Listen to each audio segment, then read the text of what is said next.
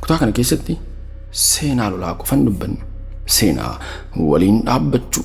Seenaa uummanni tokko murtee fudhatee of eeguu ilaalla. Maarree barichi 1881 hanga 1886 Arsii fi humni Minilik lammaffaan walitti bu'ani. Maarree kuni lola salphaan turre. Lola biyya ofii eeguuf eenyummaa keenya hin gurgurruu fi bilisummaa lubbuu caalaa jaallatanii fi kan taasifame ture. Minilik humna guddaa qaba ture. Humnoonni kan akka raayifilii Awurooppaa loltoota hedduu fi deeggarsa alaa kan qabu ture. Kun sagalee kitaabaati. Sagaleen kitaabaa keenya akkuma beekamu kitaabota gola adda addaa irraa dubbise qindeessee miidhagsee kan isin biraan gahu yoo ta'u, seenaa kitaabaa kana keessattis seenaa duudhaa fi aadaalee wantoota barsiisoo ta'an hedduu ilaala. Arsiin garuu maal qabare? Arsiin walitti dhufeenya gosaa, sirna gadaa, amantii fi qalbii bilisummaa qaba. Arsiin gosa gosaan osoo waliin qoodiin akka uummata tokkootti waliin dhaabbate. Abbaa gadaa, abbaa duulaa, qaalluu fi jaarsoliin waliin qindaa'anii qabsoo kana hooggananii baarree kanadha. Lenjisoo Diigaa kan adda isa godhu. Inni humna qawwee caalaa humna sammuu, tarsimoo fi obsa fayyadame. Maarree tarsimoon guddaan Arsiin lola isaanii irratti fayyadaman keessaa haleellaa halkan keessaa godaansa riphanii loluu ture. Maarree humna kanatu Minilikiidhaa fi rakkoo guddaa itti ta'e.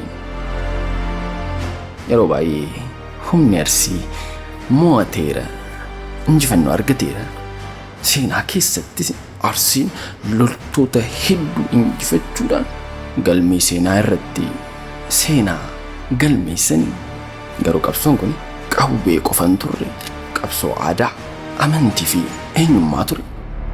Mee yoo humni alaa si caalaa cimaa ta'e maal keetti fayyadamta? Qawwee moo qalbii? Uummanni tokko waliin qoqqoonne yoo ta'e maal inni kan isaan gochuu hin dandeenye?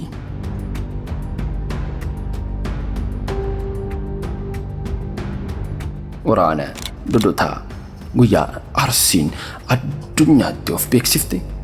Waraanni Gotoota seenaa qabsoo Arsii keessatti iddoo adda ta'e qaba. Kuni lola humni xiqqaan humna guddaa irratti injifannoo argate ture. Bara muddee 1883 bakka Gotoota dhiha gara Albasoo Lenjisoo Diigaa fi gosa Dilaamoo humna Arsii hooggananii. Humni Minilik qubata jabaa ijaarratee ture. Humna qawwee ammayyaa fi loltoota baay'ee kan qabani turan. Garuu wanti isaan hin yaadne, wanti isaan hin beekne tokko uummata lafa isaa beeku halkaniin fayyadamu dabalataanis sodaa tokkoyyuu kan hin qabne kanan beekani. Halkan guutuu uummanni Arsii sagalee dhokfatanii ifa osoo hin fayyadamiin akka qilleensaatti qubata diinaa seenanii. Qubanni gubate, meeshaalee waraanaa diigamanii, nagaariitti mallattoo aangoo impaayera butamee jedha. Minilik maarree of eeguuf dirqame. Lubbuun baay'ee ba'uu isaa qofti injifannoon turre. Humna baay'ee dhabus gara Mojootti baqate kan Finfinnee irraa kiiloomeetira 57 fagaatu.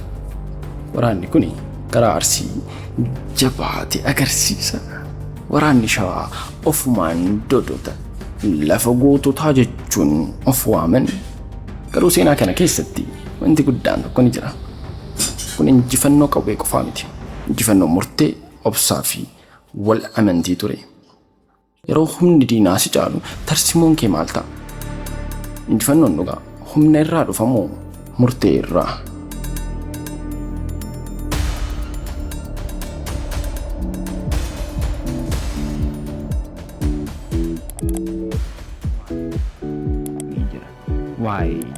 Harka fuune akkam jirtu?